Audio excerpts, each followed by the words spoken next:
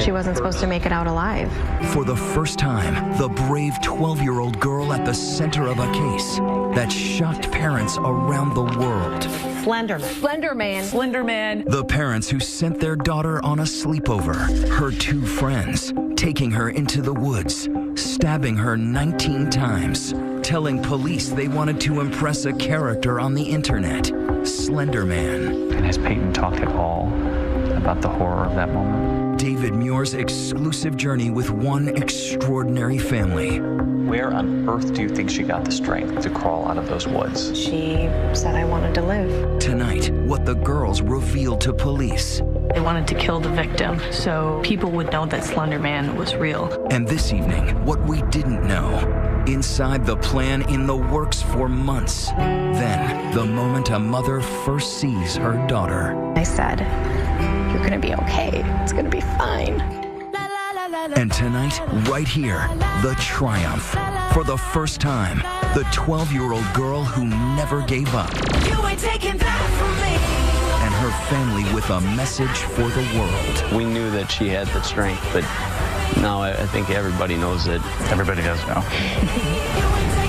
The 2020 special, Out of the Woods. Here now, David Muir. Good evening, and tonight here, our journey with one courageous family, one brave 12-year-old girl. For the first time, her parents are talking, and you will meet 12-year-old Peyton, who somehow crawled out of those woods saying she wanted to live. Her parents telling me they now want the world to see their daughter's beautiful smile, a smile that is just beginning to return. And they hope that we can somehow begin a conversation tonight, convinced that there is a reason she survived. It's a Friday night in an American town, Waukesha, Wisconsin. And a mother and father, like so many parents across this country, are sending their daughter on a sleepover. Peyton Leitner is 12, and they know her friend well, Morgan Geyser, another 12-year-old, celebrating her birthday. Why would this night be any different? But it was. On Saturday, May 31st, 2014, a 12-year-old girl was stabbed. You're about to go inside a case that horrified this country. Two 12-year-old girls charged with viciously attacking their friend. She was stabbed 19 times. Parents everywhere saying, this could have been my child. An ordinary slumber party, 3 girls and someone else, an unknown figure getting into that party too. A fictional character from the internet named Slenderman, who so many parents had never even heard of. We have spent months in that town, and tonight, for the first time, you're about to hear from that little girl's family. She was forced to go into the woods. Into the woods. From the hero who found her at the edge of the woods. She was laying right here. The doctors who saw how close to death she came. The knife cut through the tissue. And the school where just this month, they were all hoping she'd come back. One family's stunning journey about to play out tonight, right before your eyes. It was a Friday night, right? It was a Friday night. Their daughter Peyton had been looking forward to it for weeks. You remember how excited she was that Friday afternoon. Oh my gosh, she was so excited. She squealed and jumped up and down. Excited when her mother told her she could go to her sleepover early. Picked up even earlier than she thought. Even earlier than she was expecting. She was so excited. And had she gone on sleepovers before? Oh, yeah. And this was just, her best friend's birthday party. Another Friday night. And then they were talking about it for weeks. I mean, they were going to go skating. They were going to go to Peyton loved Skateland. So she was going to go roller skating, have some pizza, and spend the night at her best friend's house. Yeah. They were probably going to watch movies. And so you thought this and play American Girl. Peyton brought her American Girl doll with her. She brought her American Girl. But Peyton would not come home the next morning. Do you think Peyton had any idea? No. She had absolutely no idea. No. What she was walking into? No, she was blindsided. Her parents blindsided too. Friday night, they send their daughter off. Saturday morning, Mom is in the backyard. Joe was at work. I heard the doorbell ring and the dog bark. And it was a Saturday morning at like 9:30, 9:45. And around the side of the house, up over the deck, came a uniformed officer. She had a badge and a gun. They walked around the back of the deck, asked, are you Peyton's mom? The first thing that goes through my mind is, so something has happened to somebody that I love, because that's the only reason a uniformed officer and a detective comes to your house on a Saturday morning. she would slowly begin to piece together what had happened in the 16 hours since Peyton had left for that sleepover. It is unthinkable. The first moment anyone would begin to learn of that horror was this call to 911. 911, I'm transferring over a caller on Big Bend. After she crawled out of the woods. And just listen, at first, the operators cannot believe what they are hearing. Came upon a 12-year-old female. She appears to be stabbed. She appears to be what? Stabbed. Stabbed? Correct. Greg Steinberg was riding his bike that morning on a path that had actually been chained off. It was pure chance that he came this way. Sir, are you with her right now? Yes. Is she awake? She's awake. Is there any bleeding going on? Her clothing has got blood on it. Okay, and you found her and she was just laying there? Yeah. Paramedics racing to the scene, and listen, the operator is still fearing that that 12-year-old could be in danger. Is there any assailant around? I don't see anybody. And let me know immediately if you see anything else suspicious in the area, car or person, anything. Keep your eyes open. On that call, you can actually hear Greg comforting Peyton. Somebody's coming. Any minute. Who did that to you? And you were biking by and she says to you what? Could you help me, please? I've been stabbed multiple times. I quick got out my cell phone. I was shaking and dialed 911. I just stayed with the 911 operator, and I offered her water because I had a water bottle on my bike. The other thing she said was she's having trouble breathing. And she's right here laying on the grass. Mm-hmm. But you had no idea how many times she'd actually been stabbed. Unaware how many times, unaware who did this to her. He watches as the ambulance rushes her away, the hospital less than 4 miles away from that path. So you bring her in here. Her heart rate was very elevated and her blood pressure was low, so that was fairly ominous. And when you looked at her, it was immediately apparent she'd been stabbed multiple times. Yeah, to her chest and abdomen and arm and leg. Doctors concerned she might not survive, and her mother, Stacy, has just been told Peyton has been rushed to the hospital. She's also been told it was her best friend, Morgan, who did this. She calls her husband. I went in the house and called Joe, and I said, Peyton's been stabbed. Morgan stabbed Peyton. You need to come home. They need to rush Peyton into surgery. So then I really lost it. So you got in the car? Got in the car. Minutes later, arriving. So I walked into the trauma room that she was in, and she was pale as a ghost. She was terrified. She was crying. She couldn't breathe. But she saw you there. She saw me, and she put her hand out, and I rushed over to her, and I put my arms around her, and I laid next to her, and I hugged her, and I said, you're gonna be okay. It's gonna be fine. But I could see that she was covered. Her arms and her legs and her abdomen, they were covered in stab wounds. They pull her away from her daughter, and she can soon hear the nurses counting. And all I hear is, there's 5 on her arm, there's 7 on her leg, and I'm thinking, what, 7? What? And one of the nurses says, all right, I count 19, and then the second nurse said, I count 19 as well. 19? What? There's no way. There were so many stab wounds, it took 2 nurses to count them, 19 in all. And her little girl is now being raced down the hall. Because then they took her into surgery. Then they took her into surgery. Did you say anything to Peyton as they were wheeling her away? That I loved her and that she would be okay. But there was something else Peyton's mother was thinking at the same time. Morgan didn't do this, is what's going through my head. There's no way. There's no way that's what happened. Morgan is 12. But that's exactly what investigators believe, that Morgan and the only other girl who was invited to that sleepover, Anissa Wire, did this. But they were nowhere to be found. They had run away, and the police hadn't found them yet. And we just knew that Peyton told us Morgan stabbed her, and the police hadn't been able to find the girls. And in fact, police believe those girls were walking. Yeah. They were going to find a mansion in the woods. Oh, the mansion, yeah, the mansion in the woods. They were going to the Nicolay Forest because they believed that there was a mansion there that Slenderman lived in. Incredibly, police say those girls were now headed to find a mansion where they believed a fictitious internet character truly lived. A character named Slenderman, who police say they were hoping to impress. All while their 12-year-old friend Peyton is in the OR, fighting off death. When we come back, the doctors who discover it is worse than anyone thought. We're with the surgeon who saves her. Less than a millimeter between living and dying. Yes. And suddenly, authorities find those 2 other girls. What they reveal about why they did it. And later tonight here, the 12-year-old survivor, Peyton, who you will never forget. 2020 continues with Out of the Woods. Once again, David Muir. Waukesha, Wisconsin, just outside Milwaukee. And on a Saturday morning this past May, a horrific tale is just beginning to emerge. A birthday sleepover with 3 12-year-olds the night before. And now 2 girls are missing. The other, Peyton Leitner, has somehow crawled out of the woods, covered in stab wounds, 19 of them. She's now being wheeled into the operating room, having just told her mother her friends did this to her.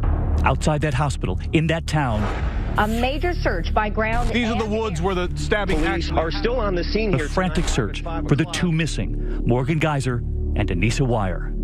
2 12-year-old girls stabbing their friend nearly to death is unimaginable anytime, but especially for a safe community like the city of Waukesha. So unimaginable that even the brother of one of those missing girls at first confused, fearing for her safety too, showing reporters photos of his sister, asking, have you seen her?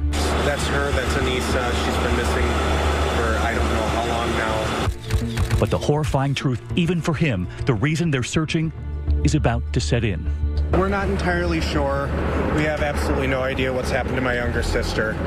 While back at the hospital, the surgeon, John Kellerman, is about to discover just how much damage has been done. You'll never forget the moment she came in? No. The coronary artery is He tells me about one of the stab wounds to the heart. The knife came directly down at this point where this large branch was coming off of this major artery and cut through the tissue overlying it so that the vessels were totally exposed by this injury. The knife cut through the tissue, but not the artery itself. Exactly. The knife stopped at the wall of the artery. And had it not? Had it not, she would have had a major heart attack from the amount of bleeding and probably died within a minute or 2. That close to death, but they were now saving her life. While the hunt for the other 2 girls is in high gear, every agency in the area searching. We had the Waukesha County Sheriff's Department, the City of Waukesha Police Department, New Berlin Police Department, City of Waukesha Fire Department, and Flight for Life, all scouring that area. Then, nearly 5 hours after Peyton crawled out of those woods, the 2 other girls are found. They were right here along Interstate 94, heading out of Waukesha. A knife with a 5-inch blade found in one of the girls' bags. Police Chief Russell Jack takes us back to the spot. Both suspects had blood on their clothes. The knife from the stabbing was located in the backpack that was in the possession of the 2 suspects. Police say they were carrying clothes, granola bars, water bottles. One of the girls carrying a picture of her mother and father and siblings. She wanted to remember what they looked like after leaving her town for that imaginary mansion in the woods. Neither girl puts up a fight. Taken into custody, they would soon be questioned, just as the other 12-year-old, so excited about that sleepover, is coming out of surgery. So 6 hours, your little girl is in the OR. And when that surgeon comes out, what did he reveal? He said, so we had to crack her chest. It was awful to hear that she had to go through that. How close do you think she was to losing her? If the knife had gone the width of a human hair further, she wouldn't have lived. A human hair. What is that, a millimeter? Less than a millimeter. Between living and dying? Yes. Where on earth do you think she got the strength to crawl out of those woods? Well, we asked her, and she said, I wanted to live. She said she wanted to live. She knew that if she couldn't get out of the woods, that she wasn't going to live. And as investigators prepare to question those 2 girls about what happened in the woods, 2 parents were about to ask their daughter what happened too. At first, Peyton couldn't talk, writing to communicate. Do you remember the first message she wrote? I want to go home. I want to go home. When can I go home? And has Peyton talked at all about the horror of that moment? She told me she was scared. But the first time I asked her what she remembered about what happened, she said, all I remember is the pain. The pain. And they would reveal to me there was something else she asked. Did they get them? We told her they were found and the police have them. And as a dad in that moment, how hard was that? Harder than I would have ever been able to imagine. This is my little girl who's laying there, and the only thing that I could tell her at the time to make her feel better was that the police have them and she was safe with us. His daughter terrified of the two girls who were her friends. How well did you know these two other girls? It was Peyton's best friend. There was no question in your mind that they were best friends. They were best friends since about fourth grade. Fourth grade is when we met Morgan for the first time. They say Peyton would talk to Morgan every night on the phone. Were there ever any red flags? They would have little arguments, but every 12-year-old girl has little arguments. The other 12-year-old, Anissa Wire, they had not met, but they say Peyton knew her from school. And as Joe and Stacy reassure their daughter that the girls have been found, police now begin to ask the questions. What did they do to their friend? And even more disturbing, why did they do it? Both of them were very forthcoming in telling their version of the story and the details. When we come back, the bone-chilling plan emerges. The two 12-year-olds telling police they were plotting for months. The plan was to murder her. She wasn't supposed to make it out alive. And where were they going next? That fictional mansion. And who were they hoping to find?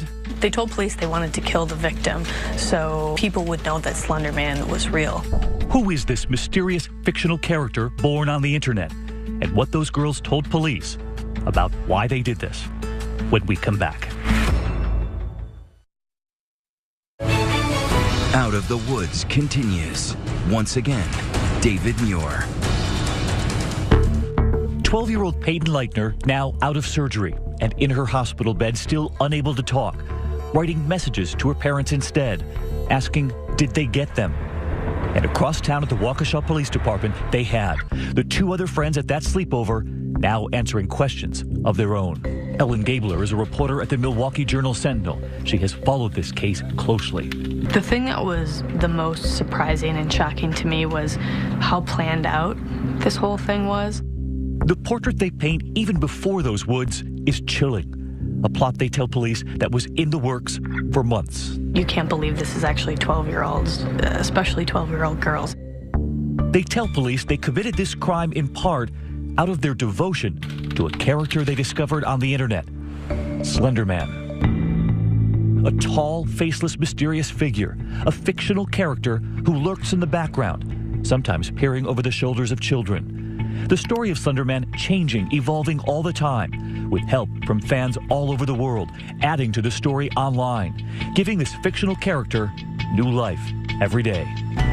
You have said that Slender Man is the boogeyman of this digital generation. He is the thing that we fear that we don't actually encounter, right? So we check under our beds for the Slender Man, but he's, not actually there. Not there because he doesn't exist. But listen to what these two girls begin to tell police. Anissa Wire revealing to investigators it was Morgan's idea to kill Peyton, to prove themselves, quote, worthy to Slender Man. Anissa telling police her friend suggested, quote, we should be proxies of Slender. Anissa says she was surprised by Morgan's plan, but excited to prove that this fictional internet character actually existed, to prove the skeptics wrong. The girls were very clear with police that they were trying to kill the victim. They wanted to do it as a sacrifice to Slender Man. One of them said that Slender Man had been watching her. And in excruciating detail, they described multiple plots, all beginning with that Friday night sleepover. Morgan's father picking up Peyton, who was over the moon about this slumber party. They go to Skateland to go roller skating, and there was already a plan for later. They went to Skateland that night, and they went skating, and they had originally planned to kill their friend that night in Morgan's house. Peyton's own parents, now aware of what those girls have told police. They were planning on slitting her throat and putting a blanket over her head and making it look like she was sleeping in the morning. And then leaving. And just leaving her there. But for some reason, at that moment, the girls changed their minds. She wouldn't be here right now. If they had waited until 2 o'clock in the morning and done this overnight, she wouldn't have been found for hours. So the next morning comes, and they change the plan. Mm-hmm. The plan is now to go to the park, into a park bathroom? Yeah. They brought her here to the park on Saturday morning to kill her in this bathroom. Their big concern was finding a drain for the blood to go down, not the fact that they were going to stab and kill somebody. As they leave Morgan's house for the park, Anissa tells police Morgan lifts up her white jacket, the knife tucked in her waistband, and Anissa tells police, quote, "I thought, dear God, this was really happening." But once inside that park bathroom, something happens between the girls, now hatching their second plot. There was a back and forth between Morgan and Anissa about who was going to stab the girl. Both of them chickened out, essentially, and said that they told police they couldn't do it. So for the second time, the plan to kill her didn't work out. But there would be one more plan. The girls leave that bathroom and walk down a nearby road to the woods. Peyton's parents take me there, revealing to me what their little girl told them. They got to the park and they told her they wanted to play hide and seek in the woods. And she told me she didn't want to go. She sensed it. Yeah, she did say she was forced to go. To play hide and seek. She was forced to go into the woods. In fact, the girls tell police about that game of hide and seek. And Morgan was the first seeker, and so Anissa and the victim were hiding. Anissa told her to lay down in the dirt, and she didn't want to. Anissa tells police she sits on Peyton, and that Peyton says to her, "I can't breathe." Anissa tells investigators she was thinking, if I sat on her, Morgan could then stab her. But she tells police they both fear Peyton's screaming will draw attention. Anissa gets up. In that moment, they were passing the knife back and forth because they were having second thoughts, even in that moment. At that point, one girl says to the other, just go crazy. Yeah. A short time later, Anissa tells police Morgan takes the knife, turns to her friend and says, "I'm not going to until you tell me to." Anissa says she then told Morgan to, quote, "go ballistic, go crazy." Peyton is stabbed 19 times, stumbling, trying to get up. Anissa told police that after they had stabbed her, she yelled, "I hate you, I trusted you." The suspects were getting worried that somebody would hear her, and so they told her to lay down, and they said that she wouldn't lose blood as quickly. The two girls tell police they signaled to Peyton they would get her help, but they had no plan to. They would leave her right there. And has Peyton talked at all about the horror of that moment? We asked her what she remembered about what happened, and she said she remembered everything. Everything. Her friends at that sleepover asked by police how they felt about what they did. Anissa seemed most torn. She said, according to police, the bad part of me wanted her to die. The good part of me wanted her to live.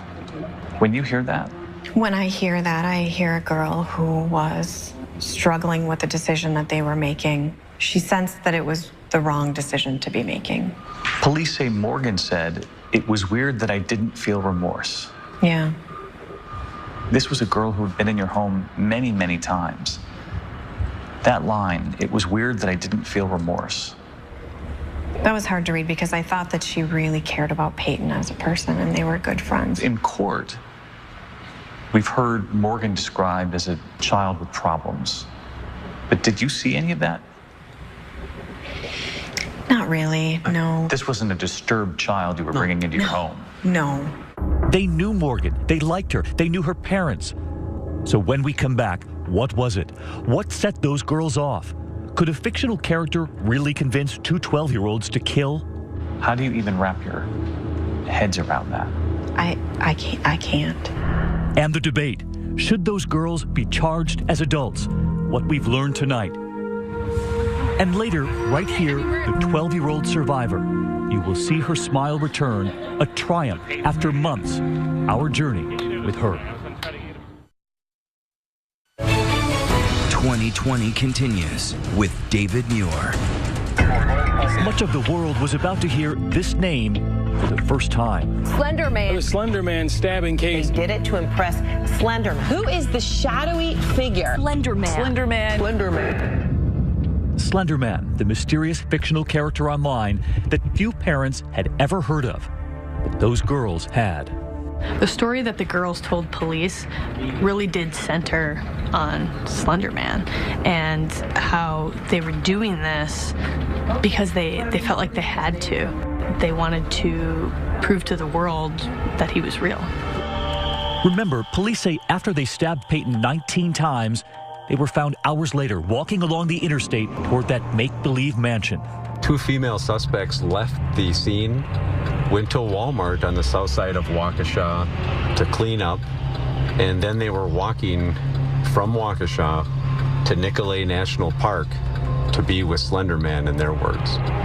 They said they were headed to Slender Man's mansion in the Nicolet forest. That doesn't make any sense. It's 5 hours away by car.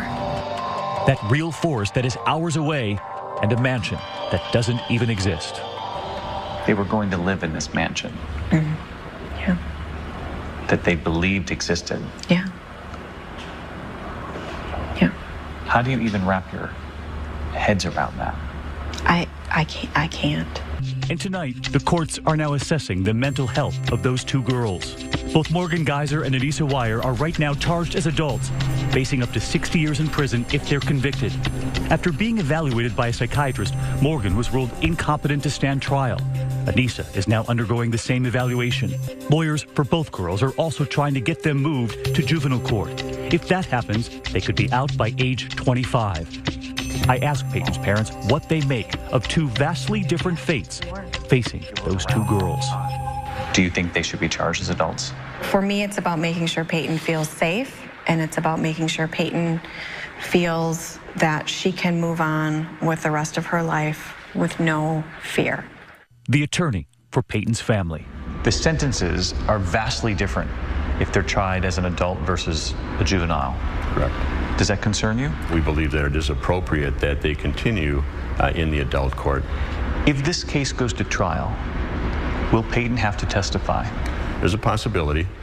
A frightening prospect for Peyton's mother and father, and for so many parents out there already reacting to Peyton's story, who had never heard of Slender Man. We started Googling who's Slender Man, and it was interesting because, as it turns out, all kids know who Slender Man is, but we had no idea. Just how popular is Slender Man on the internet? There are thousands and thousands of stories told by people of all ages and genders, people from around the world. Adding to the story every moment. Experts say it all started with these 2 pictures posted on a blog, and then a web series about Slender Man on YouTube, then video games, children playing. And watch this moment tonight. We head into this middle school in New York, 900 miles away from Waukesha, Wisconsin, away from the media glare, away from the headlines. Their parents agreed to let us in. Hi, guys. They watched and listened on headphones right outside that classroom. I'm curious, how many of you in the room have heard of Slender Man? Really? Yeah. All of you but one. And just listen to all of the different ways that these children, all the same age as Peyton and those girls, discovered Slender Man 2. I played a game on the iPad, but he's not real. He's not real? At least I don't think so. This kid at my old school, he was playing it during computer class, and I was like, what is that? And he answered Slender Man. So you saw it actually in school? Yeah. So you first found out about Slender Man on Instagram? Yeah. My friend showed me the game online. I just saw the game and I clicked on it. So do you tell your parents before you download an app, or do you think you downloaded it on your own? No, I downloaded it on my own. So you've seen him before? Well, I've never seen him in person, but yes, I've seen him. Where? On the internet. How many of you wondered, is this real or is this fake? How many of you knew about Slender Man before your parents? And we had one last question. How many of you tell your parents everything you look up on the internet? And outside in that hallway, the parents. Nearly everyone in that class said that they knew long before any of their parents. Did that surprise you? I feel like they know things way before we do. What surprised me is the range of technology that they use. So they're using Instagram and they're using, texting and email. And as parents, we've been thrown to the wild, wild west with the internet and with social media. A wild west Peyton's family, sadly, was thrown into. And tonight here, one more thing we would discover during our journey with Peyton's family, her brother Caden there getting a kiss from Mom.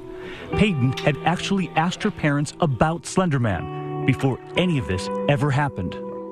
Had Peyton ever mentioned Slenderman? To me, she had. Morgan had been talking with her about Slenderman, and she would email links to different Slenderman stories that Morgan thought were, really cool. And Peyton was terrified of them. So she came to me one night and explained to me what was going on and how scared she was. And I just told her if Morgan was a good friend, tell her that this scares you and that you want her to stop sending them. Did Peyton know, though, that this was a fictional character? She was torn because she would say, Morgan knows he's real. When you heard that Morgan thought that this character was real, did it give you pause? A little bit, but at the same time, these girls are 12 years old, and fantasy when you're 12 years old is still a very active part of your life. So you're thinking she's another 12-year-old girl, and at some point she'll realize that it's just fiction. Yeah. In fact, she thought Peyton's friends would simply grow out of it. She never imagined they could be capable of this. Fear and fantasy is nothing new for kids. When you close the Harry Potter book, it's done. When the credits roll after Hunger Games, the movie is over. But in this online world, is it hard with the line blurred between where fantasy ends and where some of these kids think reality begins? I hate to say that something is beneficial coming out of this horrific attack, but one of the things that is beneficial is that it can start a conversation between parents and their children. It can also spark conversation among other parents. And recognize that we're in this together. When we come back, one of the toughest and most telling moments from our interview. I'm curious as parents sitting here, and this is, not an easy question to ask. And for the first time, you'll meet 12-year-old Peyton. Tonight, you'll see her smile return here. We have spent months following her, the triumph you're about to witness right here, and where she takes us, her favorite place in the world.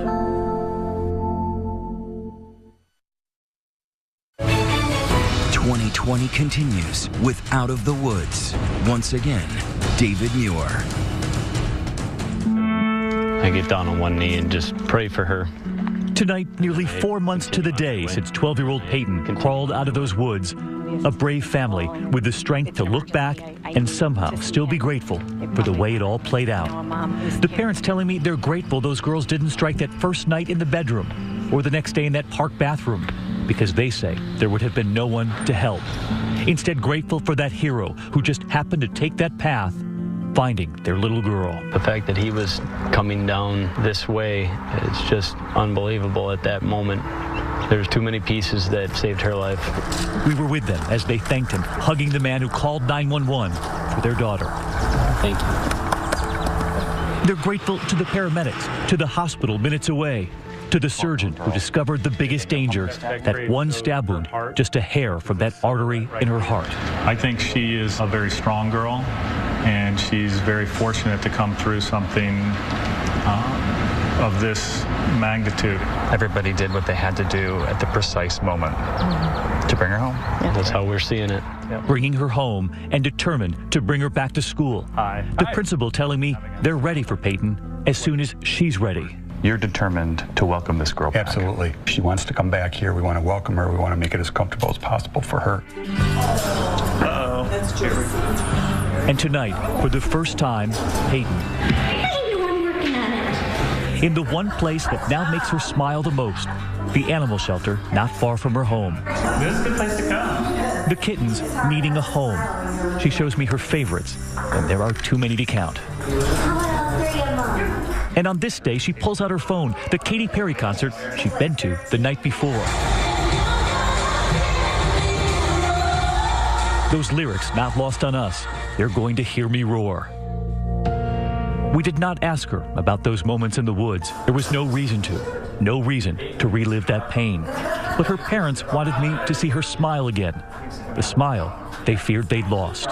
And she has the most beautiful smile. Did that disappear? Yeah. For a little while. And we see peaks of it every once in a while.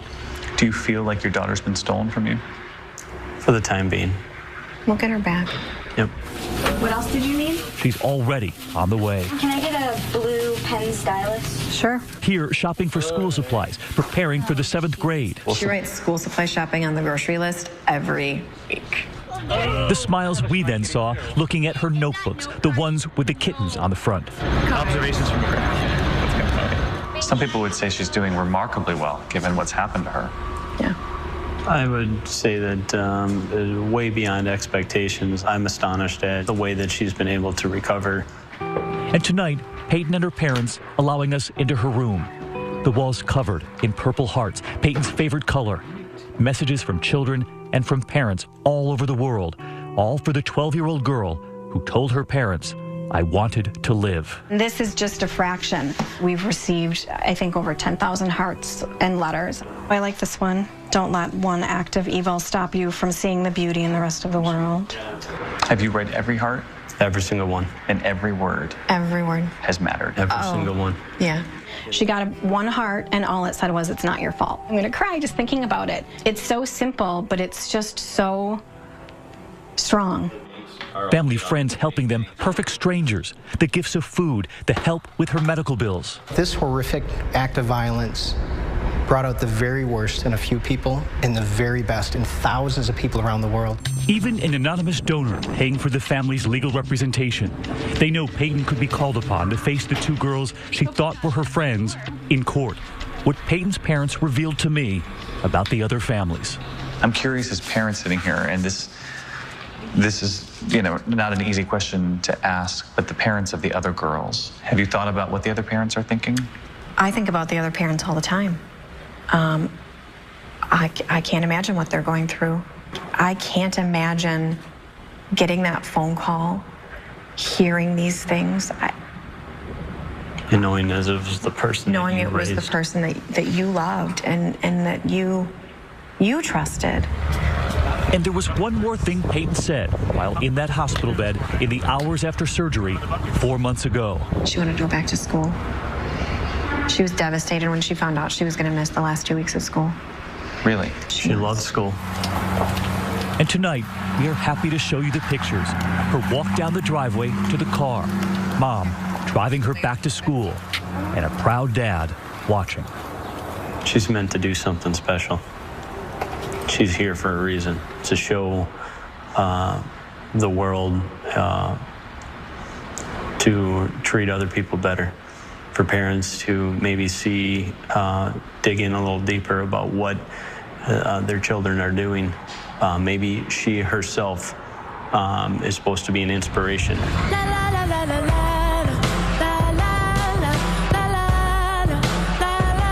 She already is. Remember those kids in that classroom 900 miles away? They have a message for Peyton tonight. She's really brave and strong. You're a hero. She's amazing. And back out at that path where their little girl crawled through that opening in the woods, a mother and father revealing to me what they told their daughter. I told her I thought I lost you, and she said, "But you didn't." And that's, from the get-go, she was stronger than we were. That's our girl. We knew that she had the strength, but now I think everybody knows that. Everybody does know. She's an amazing child. She's definitely our hero. Sometimes all it takes is one voice. Take what you want. Steal my pride. Fill me up or cut me down to size. Shut me out. But I just scream. I'm only one voice in a million. But you ain't taking that from me. No, you ain't taking that from me. So many across the world have reached out to help Peyton, and you can too when we come back.